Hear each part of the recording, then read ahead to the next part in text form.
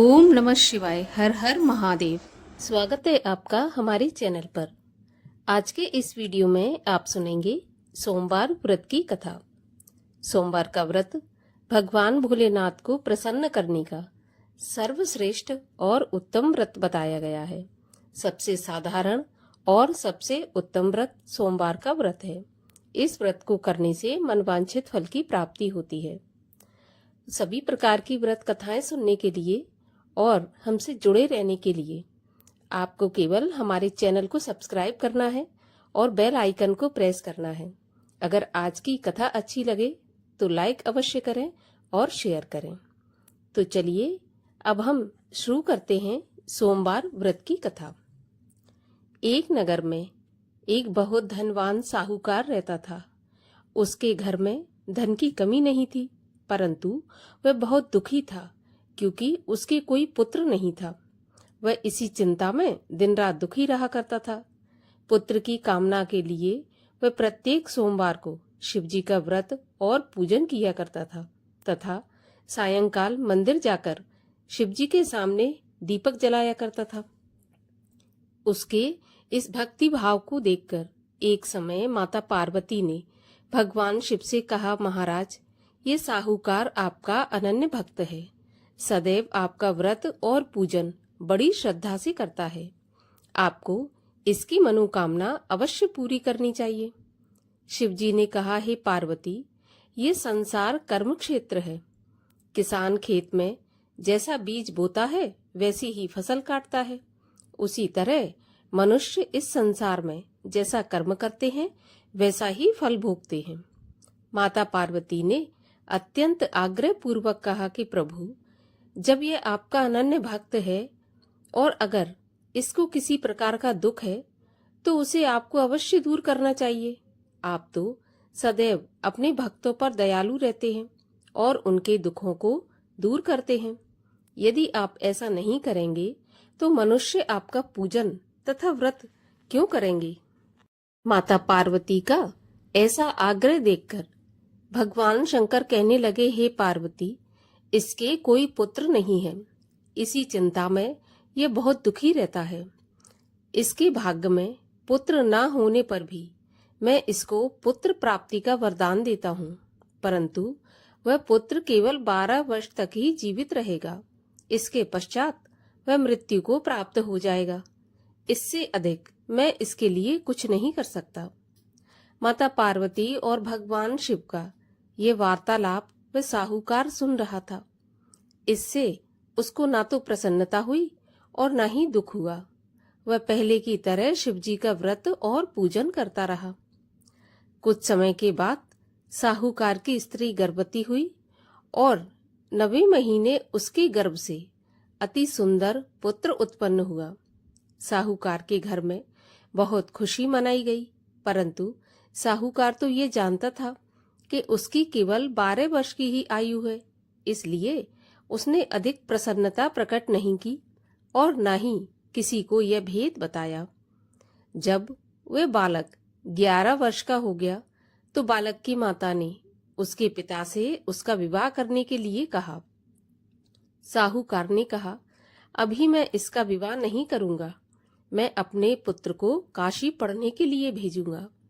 साहूकार ने बालक के मामा को बुलाकर उसको बहुत सा धन देकर कहा, तुम इस बालक को काशी पढ़ने के लिए ले जाओ और रास्ते में जिन जिन स्थानों से भी जाओ तो यज्ञ करते हुए, ब्राह्मणों को भोजन कराते हुए और दक्षिणा देते हुए जाना।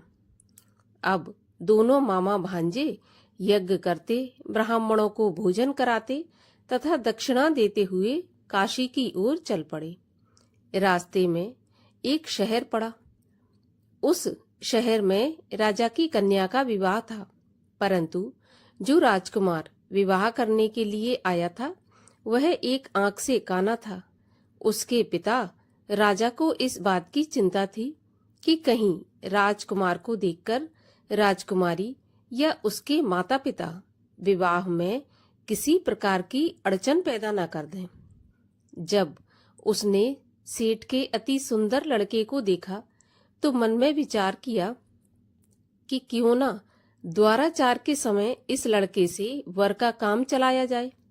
ऐसा मन में विचार कर उस राजकुमार के पिता ने उस लड़के और उसके मामा से बात की तो वे राजी हो गए।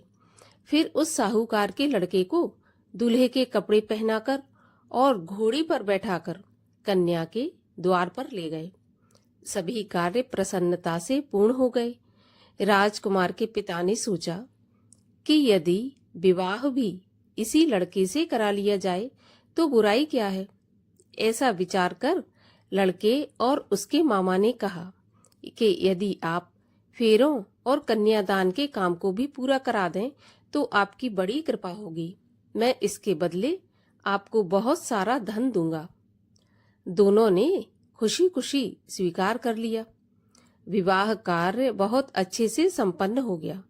सेठ का पुत्र जिस समय जाने लगा तो उसने राजकुमारी की चुंदरी के पल्ले पर लिख दिया कि तुम्हारा विवाह मेरे साथ हुआ है, परंतु जिस राजकुमार के साथ तुम विदा होगी वह एक आंख से काना है और मैं काशी पढ़ने जा रहा हूँ। सेठ के लड़के के जाने के बाद राजकुमारी ने जब चुंदरी पर ऐसा लिखा हुआ पाया तो उसने काने राजकुमार के साथ जाने से मना कर दिया।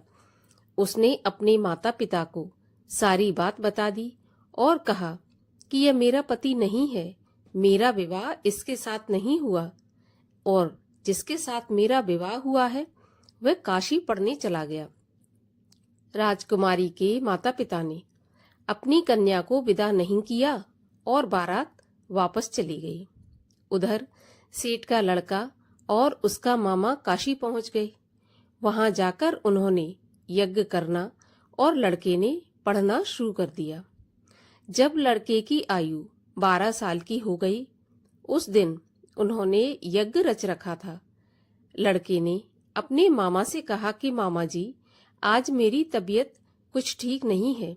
मामा ने कहा, अंदर जाकर सो जाओ। लड़का अंदर जाकर सो गया और थोड़ी देर में ही उसके प्राण निकल गए। जब उसके मामा ने आकर देखा कि उसका भांजा मरा पड़ा है तो उसको बहुत दुख हुआ। उसने सोचा कि अगर मैं अभी से रोना पीटना मचा दूंगा तो यज्ञ का कार्य अधूरा रह जाएगा। अतः उसने जल्दी से यज्ञ का कार्य समाप्त करवाकर ब्राह्मणों के जाने के बाद रोना पीटना शुरू कर दिया। संयोगवश उसी समय शिव पार्वती उधर से जा रहे थे। जब उन्होंने जोर जोर से रोने की आवाज सुनी तो पार्वती जी कहने लगी, प्रभु, कोई दुखिया रो रहा है, उसके कष्ट को दूर कीजिए। जब शिव पार्वती वहां पहुंचे तो उन्होंने पाया कि वहां एक लड़का मरा पड़ा है। माता पार्वती कहने लगी, महाराज, यह तो वही सेठ का लड़का है जो आपके वरदान से उत्पन्न हुआ था। शिवजी ने कहा, पार्वती, इसकी आयु इतनी ही थी और यह भोग चुका। तब पार्वती जी ने कहा, महाराज, इस बालक को कुछ और आयु दो, नहीं तो इसके माता पिता तड़प तड़प कर मर जाएंगे। माता पार्वती के बार बार आग्रह करने पर शिवजी ने उसको जीवन का वरदान दे दिया। शिवजी की कृपा से वह लड़का जीवित हो गया। शिवजी और पार्वती कैलाश पर्वत पर चले गए। शिक्षा पूरी होने पर वह लड़का और उसका मामा उसी प्रकार यज्ञ करते हुए, ब्राह्मणों को भोजन कराते हुए और दक्षिणा देते हुए अपने घर की ओर चल पड़े। रास्ते में उसी शहर में आए जहां उस लड़के का वहां की राजकुमारी के साथ विवाह हुआ था। वहां आकर उन्होंने यज्ञ आरंभ कर दिया। उस लड़के के ससुर वहां के राजा ने उसको पहचान लिया और महल में ले जाकर उसकी बहुत आवभगत की।